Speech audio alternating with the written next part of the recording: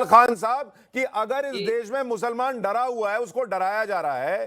खरगोन में पूरी जांच होती जा रही है, एक एक वीडियो आता जा रहा है जिसमें पत्थर कैसे मारा गया दिख रहा है, जिसमें छतों पर पत्थर दिख रहे हैं, जिसमें लोगों को गाड़ी भेज भेज कर बुलाया गया दिख रहा है, जिसमें पेट्रोल बम बनाए गए ये दिख रहा है। और आप कहेंगे कि ये भाई ये तो अचानक से हो गया, ये फलाने पार्टी ने करा दिया, ये नहीं चल पाएगा बिलाल खान साहब, ये अचानक से नहीं हुआ। जी नहीं, मैं बता रहा हूँ, मैं ये कह रहा हूँ जो भी उसमें दोषी है उनको सख्त से सख्त सजा होनी चाहिए। हम कोई राजस्थान की सरकार को डिफेंड करने नहीं बैठे यहाँ।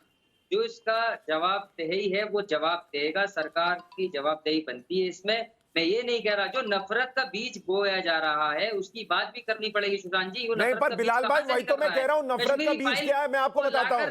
बिलाल खान साहब, बिलाल खान साहब आप वकील हैं, मुझे बताइए। सुनिए बिलाल खान साहब, आप नहीं, एक सेकंड मेरी बात सुनिए। आप चूंकि नफरत के बीज पर आए इसलिए मैं कह रहा हूं। बिलाल खान साहब आप वकील हैं, आप वकील हैं ना। वकील होने का सीधा और बेसिक मतलब क्या है कि आप ये कहते हैं कि इस देश में कानून बना हुआ है, किसी के साथ अत्याचार होगा तो मैं उस कानून के हिसाब से चलकर तुम्हें न्याय दिलाऊंगा, ठीक है। तो अगर मान लीजिए मैं थोड़ी देर के लिए मान भी लूं कि किसी को भड़का दिया गया, किसी के खिलाफ कुछ अपशब्द कह दिए गए, तो आप बतौर वकील ये थोड़ी कहेंगे कि तुम पेट्रोल बम मार दो, तुम पत्थर चला दो, तुम्हारे साथ गलत हो गया। आप कहेंगे चलो हम लोग केस लड़ते हैं। सेट नहीं कर सकते, दोनों तरफ से चलें, चाहे इधर हो उधर हो। नहीं, आप मुझे हिंदुओं के घर पर दिखाइए पत्थर, दिखाइए पेट्रोल बम। मैं ये कह रहा हूँ कि चाहे कोई भी धर्म से ताल्लुक रखने वाला हो, अगर जिसने भी पत्थर चलाए उससे खिलाफ सख्त से सख्त कानूनी कार्रवाई होगी। लॉ एंड ऑर्डर का सवाल भी है। आप इसको एक तरीके से नैरेटिव चाहिए, वहां से पत्थर चले, वो प्लानिंग हुई। नहीं, एक मिनट, अगर उधर से पत्थर चल रहे हैं और दूसरी तरफ से पेट्रोल बम चल रहे हैं तो दूसरे को क्या करना चाहिए? माला पहनानी चाहिए। डराने का जो काम चल रहा था अब से नहीं चल रहा है, काफी टाइम से चल रहा है।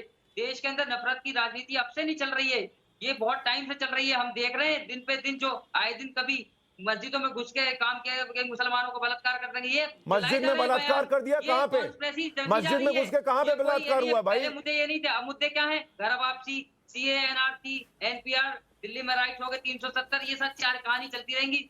कोई रोजगार, अरे भाई तो सीए एनआरसी को आपने मुद्दा बनाया, शाहीन बाग आपने सजाया। रिजवान अहमद साहब मुझे ये बताइए, क्या ये एक पैटर्न है कि हर बार जैसे ही कोई गलती हो, पत्थर और पेट्रोल बम मिले, इसको पॉलिटिक्स पे डाल दो? पॉलिटिक्स है मैं मानता हूं, लेकिन इसके पीछे और गहरी कहानी है।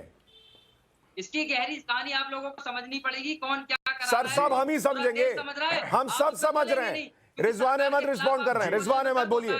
आप डरते हैं? अगर कोई बात है सरकार इसमें इन्वॉल्व है, इनके लोग इन्वॉल्व है, क्यों नहीं बोलते आप बोलेंगे नहीं इस चीज पे? भाई साहब आधे घंटा उंगली उठाए खड़ा रहूंगा तब बोलूंगा जब आप मेरा नाम लोगे, लेकिन फिर बीच में इनको मना करो, बीच में ना बोले। सब है, हमने वो तस्वीर भी वो दिखाई है जो मुसलमान भाई जो सारे अपना खाना खिला रहे हैं, आपस में गले मिल रहे हैं, एक दूसरे को खाना बांट रहे हैं, साथ में रह रहे हैं, वो चीज भी चलाई है। वो भी तो पॉजिटिव वे में आना चाहिए ना। वो न्यूज चला दी, वो न्यूज भी चला दी। अब आप क्या है, आप टाइम्स नाउ ना भारत खोल के दिन भर देखिए, आप जिस वक्त देखेंगे उस वक्त आपको दिखाने के लिए नहीं चलाएंगे। और दूसरी बात आप कह रहे हैं सरकार के लोग शामिल हैं, सरकार के लोग शामिल हैं तो उन पर भी कार्रवाई करिए ना।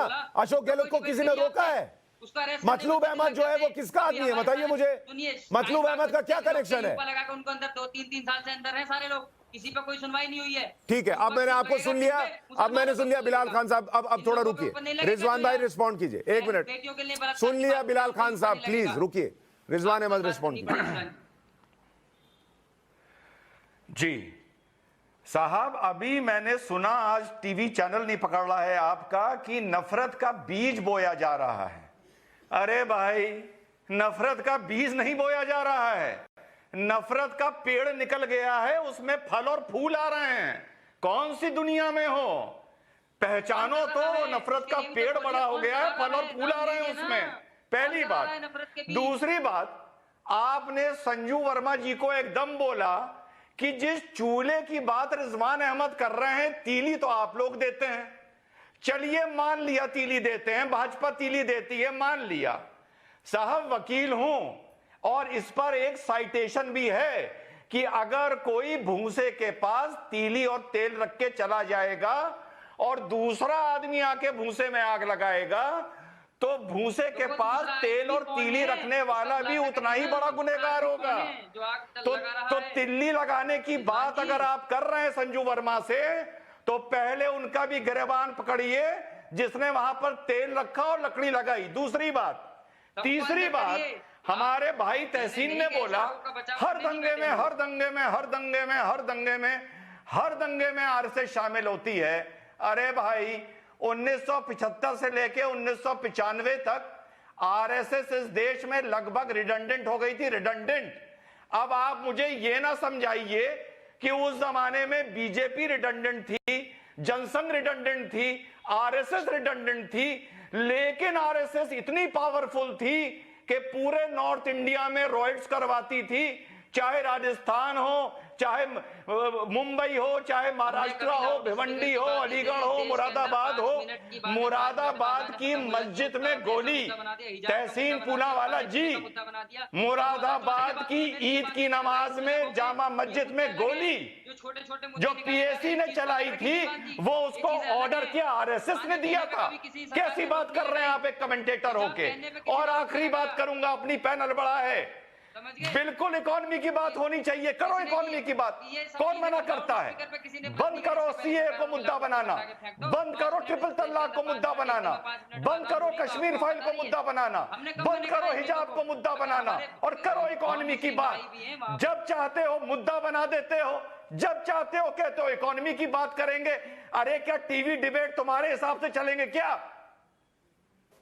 नहीं, मैं तो वही बात कही, जैसे ही किसी मसले में अगर आपको पत्थर दिख जाएंगे घर की छत पर और पेट्रोल पंप दिख जाएगा, तब निकल कर आएंगे नहीं नहीं इकोनॉमी पे बात कीजिए, इकोनॉमी पे बात कीजिए। और अगर एक मुद्दा दिख जाएगा जहां चार लोग, सिर्फ चार लोग होंगे और वो किसी मुसलमान के साथ कुछ कर दें और जय श्री राम का नारा लग जाए, अरे नहीं देखिए ये तो हिंदूवादी ताकतें हैं देश में, मुसलमान खतरे में, और अब चर्चा लिंचिंग पे होनी चाहिए।